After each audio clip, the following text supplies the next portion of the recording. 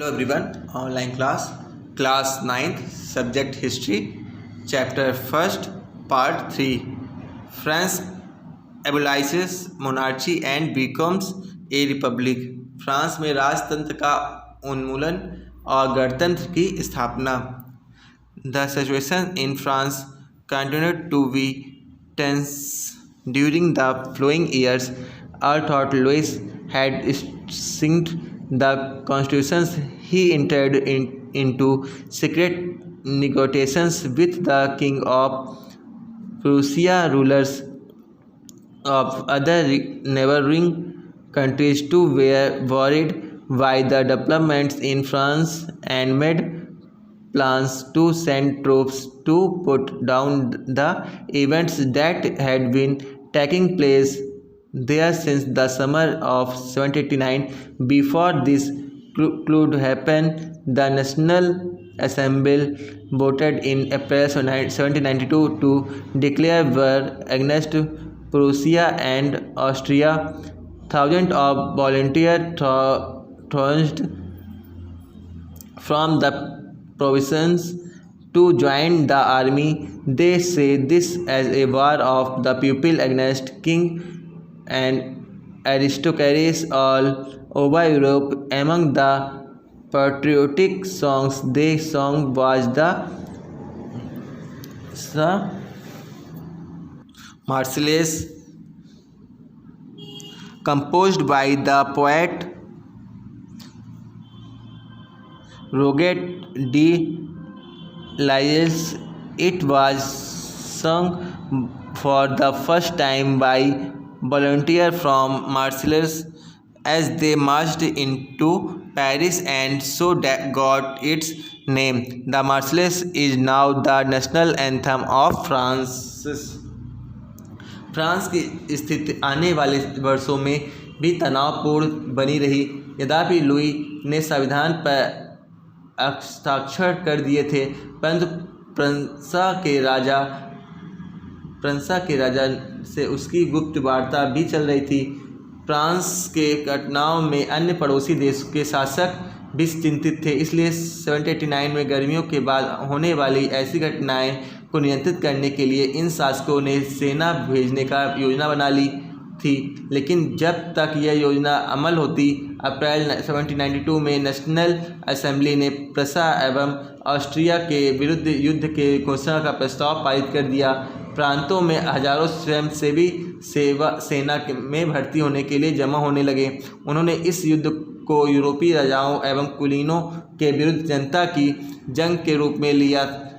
उनके ओठों पर देशभक्ति के जो तराने थे, उनमें कवि राजेंट दी लाइल द्वारा रचित मार्सिले भी थे. यह गीत पहली बार मार्सिलेस के स्वयंसेवियों ने पेरिस की ओर कूच करते हुए गाया था. इसलिए इस गाने का नाम मार्सिले हो गया और अब फ्रांस का राष्ट्रगान है. The Revolutionary Wars brought losses and economic difficulties to the people while the men were away fighting at the front. Women were left to cope with the task of earning a living and looking after their families. Large sections of the populations were convinced that the revolutions had to be carried further, as the constitutions of 1791 gave political right only to the richer section of society. Political clubs became an important rallying point for people who wished to discuss government policies and plan their own forms of action. The most successful of these clubs was that the Jacobins, which got its name from the former convent of Saint Jacob in Paris. Women too, who had been active throughout this period, formed their own clubs. Section 4 of this chapter will tell you more about their activities and demands. अब क्रांतिकारी युद्धों में जनता को भारी क्षति एवं आर्थिक कठिनाई झेलनी पड़ी. पुरुषों के मोर्चों पर चले जाने के बाद घर परिवार और रोजी रोटी की जिम्मेदारी औरतों के कंधों पर आ गई. देश के आबादी में एक बड़े हिस्से को ऐसा लगता था कि क्रांति के सिलसिले को आगे बढ़ाने की ज़रूरत है, क्योंकि 1791 में संविधान में सिर्फ अमीरों को ही राजनीतिक अधिकार प्राप्त हुए थे। लोग राजनीतिक क्लबों में अड्डे जमा कर सरकारी नीतियों और अपनी कार्य योजनाओं पर बहस करते थे। इनमें से जैकोबिन क्लब सबसे सफल था, जिसका नाम पेरिस के भूतपूर्व कॉन्वेंट ऑफ सेंट जैकब के नाम पर पड़ा, जो अब इस राजनीतिक समूह का अड्डा बन गया था। इस पूरी अवधि में महिलाएं भी सक्रिय थी और उन्होंने भी अपने क्लब बना लिए थे। इस अध्याय के खंड 4 में आप अपनी गतिविधियों एवं मांगों के बारे में और भी जानेंगे। The member of the Jacobin club belonged mainly to the less prosperous section of society. They included small shopkeepers, artisans such as shoemaker, pastry cooks, watchmakers, printers, as well as servants and daily wage workers. Their leader was Maximilian Robespierre. A large group among the Jacobins decided to start wearing long striped trousers similar to those worn by dock workers. This was to set themselves apart from the fashionable sections of society, especially nobles who were knee branches. It was a way of proclaiming the end of the power wielded by the bearers of knee breeches. These Jacobins come to be known as the sans-culottes, literal meanings those without knee breeches. Sans-culottes men wore, in addition, the red cap that symbolized liberty. Women, however, were not allowed to do so. Jacqueline club के सदस्य मुख्यतः समाज के कम समृद्ध हिस्से में आते थे। इनमें छोटे दुकानदार और कारीगर जैसे जूता बनाने वाले, पेस्ट्री बनाने वाले, गाड़ी साज छपाई करने वाले और नौकर व दिहाड़ी मजदूर शामिल थे। उनका नेता मैक्सिमिलियन रोबेस्पियर था। जैकोबिनों ने एक बड़े वर्ग ने गोदी कामगारों की तरह धारीदार लंबी पतलून पहनने का निर्णय किया।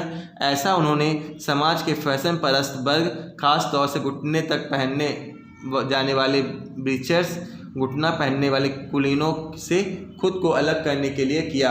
यह ब्रीचर्स पहनने वाले कुलीनों की सत्ता समाप्ति का ऐलान का उनका तरीका था। इसलिए जैकोबिनों ने 100 कुलांत के नाम से जाना गया, जिसका शाब्दिक अर्थ होता है बिना घुटने वाले। 100 कुलांत पुरुषों लाल रंग की टोपी भी पहनते थे, जो स्वतंत्रता का प्रतीक था, लेकिन महिलाओं को ऐसा करने की अनुमति नहीं थी। In the summer of 1972 the Jacobin planned an insurrections of a large number of Parisian who were angered by the short supplies and high prices of food. On the morning of August 10, they stormed the places of the Tuileries, massacred the king's guard, and held the king himself as hostage for several hours. Later, the assembly voted to imprison the royal family. Elections were held from now on. All men of 21 years and above, regardless of birth, got the right to vote. 1792 में गर्मियों में जैकोबिनों ने खाद्य पदार्थों की महंगाई एवं अभाव से नाराज पेरिस वासियों से लेकर एक विशाल हिंसक विद्रोह की योजना बनाई। 10 अगस्त को सुबह उन्होंने ट्यूलेरिये के महल पर धावा बोल दिया, राजा के रक्षकों को मार डाला और खुद राजा को कई घंटों तक बंधक बनाए रखा। बाद में असेंबली ने शाही परिवार को जेल में डाल देने का प्रस्ताव पारित किया। नए चुनाव कराए गए। 21 वर्ष की अधिक उम्र वाले सभी पुरुष, चाहे वो उनमें पास संपत्ति हो या न हो, मतदान का अधिकार दिया गया। The newly elected assembly was called the Convention on 21 September 1792. It abolished the monarchy and declared France a republic. As you know, a republic is a form of government where the people elect the government, including the head of the government. There is no hereditary monarchy. You can try and find out about some other countries that are republics and investigate when and how they become so. नवनिर्वाचित assembly का convention का नाम दिया गया 21 सितंबर 1792 को। इसने राजतंत्र का अंत कर दिया और फ्रांस को एक गणतंत्र घोषित कर दिया। जैसा कि आप जानते हैं कि गणतंत्र सरकार का वह रूप है जहां सरकार एवं उसके प्रमुख का चुनाव जनता करती है। यह वंशानुगत राजशाही नहीं है। आप कुछ अन्य गणतांत्रिक देशों के बारे में जानकारी प्राप्त करने की कोशिश करें और देखें कि यह कब और कैसे गणतंत्र बने। Louis was sentenced to death by a court on the charge of treason on 21 January 1793. He was executed publicly at the Place de la Concorde. The Queen Marie Antoinette met with the sumpfetti shortly after. Louis को न्यायालय द्वारा देशद्रोह के आरोप में मौत की सज़ा सुना दी गई। 21 जनवरी 1793 को प्लेस डी ला कॉनकॉर्ड में उसे सार्वजनिक रूप से फांसी दे दी गई। जल्द ही रानी मेरी एंटोनेट का भी वहीं हश्र हुआ। द रीजन ऑफ टेरर, आतंक राज। The period of 1793 to 1794 is referred to as the Reign of Terror. Robespierre followed a policy of severe control and punishment all those whom he saw as being enemies of some republic, ex-nobles and clergy, members of other political parties, even members of his own party who did not agree with his methods were arrested, imprisoned, and then tried by a revolutionary tribunal. It was the court found them guilty. They were guillotined. The guillotine is a device consisting of two poles and a blade with which a person is beheaded. It was named after Dr. Guillotine, who invented it. Sun 1793 to 1794 तक के काल के आतंक का युग कहा गया जाता था। रोबेस्पियर ने नियंत्रण एवं दंड की सख्त नीति अपनाई। उसके हिसाब से गणतंत्र के जो शत्रु थे वह कुलीन, पादरी एवं अन्य राजनीतिक के दलों के स्वतंत्र। उसकी कार्यशैली से सहमत रखने वाले पार्टी सदस्य उन सभी को गिरफ्तार कर जेल में डाल दिया गया और एक क्रांतिकारी न्यायालय द्वारा उन पर मुकदमा चलाया गया। यदि न्यायालय उन्हें दोषी पाता तो गिलोटिन पर चढ़ाकर उनका सिर कलम कर दिया जाता था। गिलोटिन दो खंभों के बीच लटकते हुए वाली मशीन थी जिस पर रखकर अपराधी का सिर धड़ से अलग कर दिया जाता था। उस मशीन का नाम इसके आविष्कारक डॉक्टर गिलोटिन के नाम से नाम पड़ा। रॉबिस्पियर इस government issued laws placing a maximum ceiling on wages and prices. Meat and bread were rationed. Peasants were forced to transport their grains to the cities and sell it at price fixed by the government. The use of very expensive white flours and forbidden. All citizens were required to eat the plain gliti, a loaf made of whole wheat equality was also sought to be practiced through forms of speech and address instead of the traditional Monsieur, Sir and Madame. All Frenchmen and women were henceforth citoyen and citoyen. Churches were shut down and their buildings converted into breakers of office. Robespierre सरकार के कानून बनाकर मजदूरी एवं कीमतों का अधिकतम सीमा तय कर दी गई। गोश्त एवं पाव रोटी की राशनिंग कर दी गई। किसानों को अपना अनाज शहरों में ले जाकर सरकार द्वारा तय कीमत पर बेचने के लिए बाध्य किया गया। अपेक्षाकृत महंगे सफ़ेद आटे का इस्तेमाल कर रोक लगा दिया गई। सभी नागरिकों के लिए साबुत गेहूं से बनी और बराबरी का प्रतीक मानी जाने वाली समता रोटी खाना अनिवार्य कर दिया गया। बोलचाल और संबोधन में भी बराबरी का आचार व्यवहार लागू करने की कोशिश कर दी गई। परंपरागत मानस्यूर महाशय एवं मादम महोदया के स्थान पर अब सभी फ्रांसीसी पुरुषों एवं महिलाओं को सितोयेन नागरिक एवं सितोयन नागरिका के नाम से संबोधित किया जाने लगा। चर्चों के बंद कर दिया गया और उनके भवनों को बैराक या दफ्तर बना दिया गया।